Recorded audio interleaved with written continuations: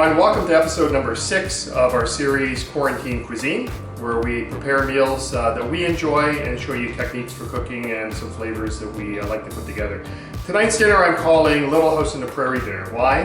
It's a very classical family dinner. So I'm going to do a roast chicken in the oven, as well as some green beans with some red pepper. We're going to wrap that in bacon, put that in the oven as well. Then what I'm calling some crispy roasted potatoes. So we're going to make the potatoes in a way that are oven roasted, but they have a very nice crisp on the outside, but on the inside they're nice and juicy and nice and tender. So that's the meal for tonight. So let's start cooking.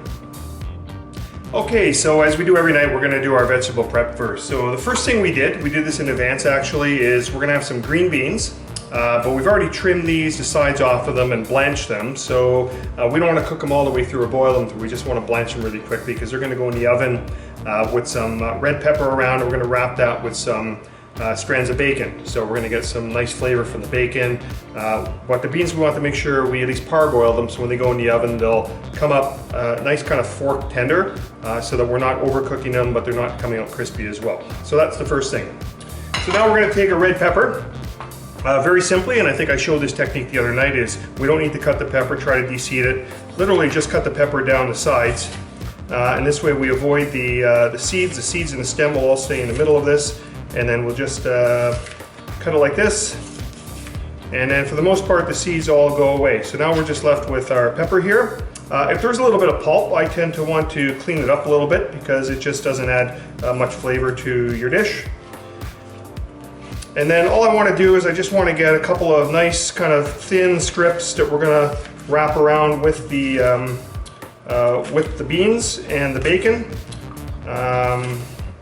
And so we'll probably need about, I think we're going to have like 2 packets of beans per person. So we'll probably do about 6 of these. There's 3 of us eating tonight, so I think we have enough pepper there. So pepper is all done. So I'm just going to move this off to the side right now. Then I'm going to move on with the garlic. So garlic we're going to put in with the chicken at the bottom, but all I'm looking for here in the garlic is not mincing. It's just going to add some flavor into the pan when the chicken goes in. So just light chunks like this, just dice them up, get some good chunks that'll go on the bottom, add some flavor. So pepper is all done, our garlic's all done. The only other prep we need to do is our potatoes. So what I like to do with the potatoes, given the way that we're going to prepare them, is I like to put them in some, just good sized chunks. So we don't want them too big.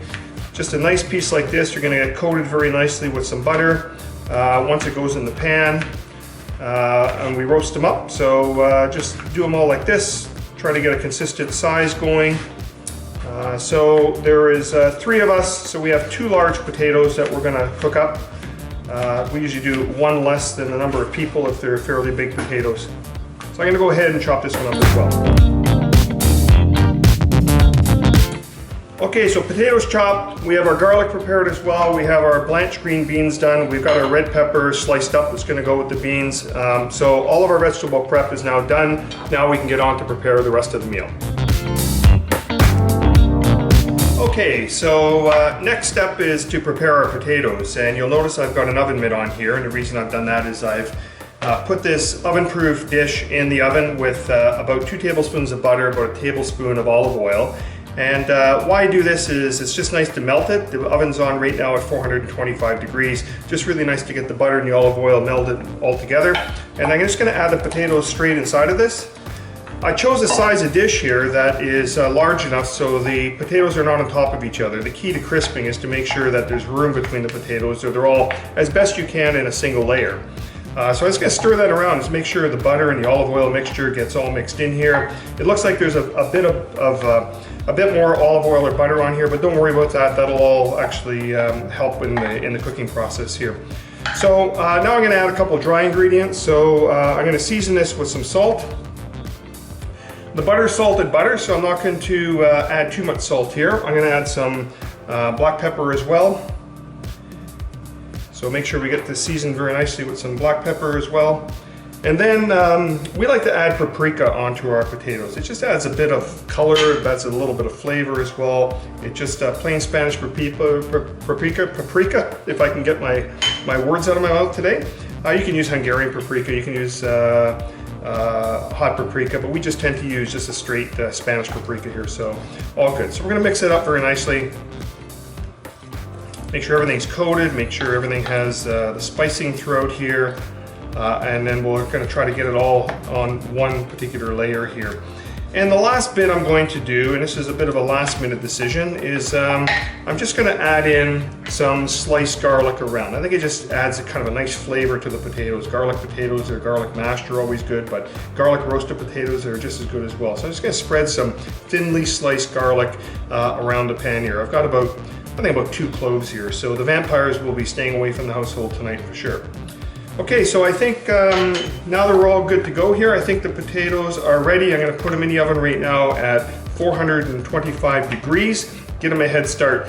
Everything that we have tonight is going in the oven. So the chicken's gonna go in, the beans with the bacon wrapped around and the red pepper are gonna go in, and these potatoes are gonna go in. But I wanna get these in the oven first because it'll take quite a while to cook as well. So potatoes are prepped. Okay, now we're gonna prepare our beans. So I have a baking sheet here with some parchment paper on it, and I've already pre-portioned the beans out with the peppers on it. So we've got about 6 beans in a little packet with 2 slices of red pepper. And it's all I'm gonna do is I'm gonna get a ration of bacon and just simply kind of put that around here, get the bacon and the beans all together in a little tight little packet here. And it's simply as that, and we'll finish it at the very end. So I'm gonna go ahead and do the rest of the packets, and then we'll be good to go.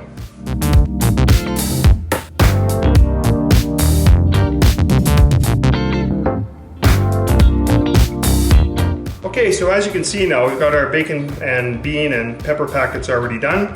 So really all I'm gonna do now, there's enough fat in the bacon, but I think just to help the beans and the peppers along, I'm just gonna do a quick little drizzle of some olive oil on the beans, get that all worked in a minute. I'm gonna be very light on the salt because again, the bacon's quite salty, and you know, we can just season these when they get out of the oven. So I think we're good to go here. We've got our blanched green beans with our sliced peppers, with rations of bacon wrapped in these little beautiful packets. These are gonna go in the oven at 425 degrees towards the end when the chicken's cooked. And this way they'll come out nice and hot, nice and crispy with the bacon. And this will be a great complement to the meal tonight. So our beans, pepper, bacon is prepared. Okay, so now we're gonna prepare our chicken. This is an air-chilled chicken, which actually retains its texture and its moisture very nicely. We actually like buying the air-chilled chickens. And this recipe, I have to give credit to a lady named Teresa that Dorothy and I met along with some close friends when we traveled to Tuscany many years ago. And she prepared some meals for us, and this is one of the meals I remember and a recipe I use to this day for our chickens. And the recipe is as follows. So I've actually trimmed the bird a fair bit. I tried to get rid of a lot of the excess fat. So you take a teaspoon of salt inside the cavity, just try to get it kind of mixed as best you can around the inside of the cavity. And then I take lemons, so I've chopped up a bunch of lemons. I just squeeze the juice on the inside of the chicken. Get the lemons good, lots of juice in there. Throw the lemon right inside as well. So I use probably about half to 3/4 of a lemon, not a full lemon at all, depending on the size of the chicken, of course. So, okay, I think we're looking pretty good here. I'll just throw a couple more pieces inside here. Okay, and the next thing is take some fresh rosemary. So we have some sprigs of fresh rosemary here, probably about 3 sprigs or so. And I'm gonna stuff that in the bird. I'm gonna move it around just a little bit to make sure that it's all inside. And so what this does, the rosemary adds flavor, the salt adds some flavor as well, and the lemon really helps to retain the moisture in the bird. So that's all in pretty good shape right there. Now what I'm gonna do is I'm going to add some olive oil just around the chicken, just to get it all kind of coated very nicely. So both the front and the back of the bird. A little technique here is you don't burn the wings. I just tuck them in behind the bird, turn it over, give it a bit of a bath with some olive oil here. Okay, so that's all in very, very good shape now. And then what I'm gonna do is I am gonna add a little more salt on the outside of the chicken. just to give a bit of seasoning to it. Not a lot, doesn't need a lot. We don't want to over season things. We're going to put some salt, maybe a little bit of black pepper as well, just to, well, that's a lot of black pepper, that's okay. We'll just spread it all around here. All good. Around the back of the bird as well. Make sure our lemon stays inside there. And then this bird came kind of trussed with some string already, so I'm going to just cross the legs of the bird here. I'm not sure if you can see that, but cross the legs of the bird here so it keeps the lemons and the juice and everything inside. I'm going to put it in the oven now. We're going to put it at 425 degrees, breast side up. We're going to do that for about 15 minutes, reduce the heat down to 350 degrees. Keep it in the oven for about another 45 minutes. We want the temperature somewhere around 160. It'll cook a little bit when we take it out. Safe temperature is about 165 for chicken. So the bird's all ready to go and we're ready to put this in the oven.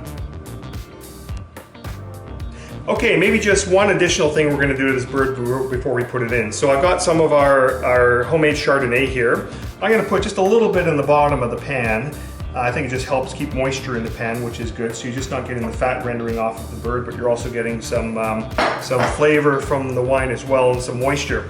And I'm going to throw, I actually chopped up a couple of cloves of garlic here, so I'm just going to toss those around the pan. Again, it's not going to be inside the bird for intense flavor, but any bit of aroma here kind of helps during the cooking process. So, okay, so now I think we're completely ready to go to the oven. Okay, so our wine pairing for tonight's going to be straightforward. We introduced this wine actually a little while ago at a previous episode. It's Wente Morning Fog Chardonnay 2018. And the name Morning Fog, very interesting. Why it's named that is that where the estate is located in Livermore, California, the fogs come rolling in sometimes off San Francisco Bay, kind of coating their estate area. So that's why it's called Morning Fog Chardonnay. But it's got some tropical fruits to it, this particular wine, some vanilla, and some nice oak. So we think this is going to complement the meal tonight. It's our go-to wine. Actually, this is one of our favorite Chardonnays. So if you get a chance to pick this up, it is in the local LCBOs. They do carry it, so I encourage you to buy this wine. I guess just one other thing tonight, not to be too sentimental, but you know, everybody's going through a very difficult time right now with the COVID-19 virus. And we just hope in a very small way that this becomes a distraction for you, that you enjoy watching these videos, and we do just our little part that we can in a fun way to take you away from what's going on in the media. While it's very serious, but we can also become very overconsumed with what's going on in the world. So just want to say thank you. Hey, on the YouTube channel, like it, share it, spread the word. Who knows, this can become a new gig for Michael. So anyways, that's a wine pairing for tonight. Wente Morning Fog Chardonnay 2018. The meal is in the oven. We're starting to smell the aromas. It's fantastic. And soon we'll get the food out of the oven and we'll be ready to plate. Okay, so we just took everything out of the oven. The bird is perfectly done. You can see how it's like golden crisp right here. So we're gonna carve that up in a minute. The potatoes are done really nice and crispy. You can smell the garlic and the butter coming out of that. It's gonna be great. And then these wonderful morsels of green beans with red pepper wrapped in bacon. And we crisp those up as well. So everything was done in the oven at 425 to start, back down to 350 degrees, and then at the end I just want to crisp everything up a little bit more, so I put each pan under the broiler just to make sure that we get some nice golden color on this chicken like we did here, as well as the potatoes and the beans. So anyways, next up is to plate, and we're good to go to enjoy this wonderful, I call it the Little House on the Prairie meal. Okay, so everything's out of the oven now. We're all prepared to plate everything. So what's great about our family, which I really love, is the fact that everybody likes their part of the chicken. So I'm gonna portion out Kevin's piece first. So he prefers a breast. So we're gonna actually put the breast and the wing on there on the plate, just like this. And then we're gonna put some potatoes on the side. These are absolutely looking delicious. They're nice and crispy. They'll be tender on the inside as well. So a nice portion of those there as well. And then we'll put 2 of these packets of these beautiful green beans with red pepper, all wrapped in bacon. They'll provide a great kind of accompaniment to the dish. So here we have our chicken breast served with, and the whole chicken was done with lemon and rosemary on the inside. with some beautiful roasted potatoes. They're nice and crisp on the outside, tender on the inside, done with butter, olive oil, put some garlic in the pan as well. And then our green beans that we blanched and then wrapped in bacon with some red pepper, roasted those in the oven. Everything at the end we put under the broiler just to make sure it crisps up very nice. And so this is the dinner nice. Now, what's really great is the chicken's actually done properly. And this is a bit of an inside joke based on a conversation we just had with some friends where I was giving Dorothy a bit of a hard time for a meal we had, only to have me cook the chicken underdone considerably. So it's been a standing joke in our family and amongst our friends for a number of years. So anyways, Emily and Scott, the chicken is done perfectly. You have no reservations at all, so we're all good to go. Time to eat this wonderful meal. Hey everybody, stay healthy, stay safe, wash your hands, distance yourself, and let's get through this whole issue all together.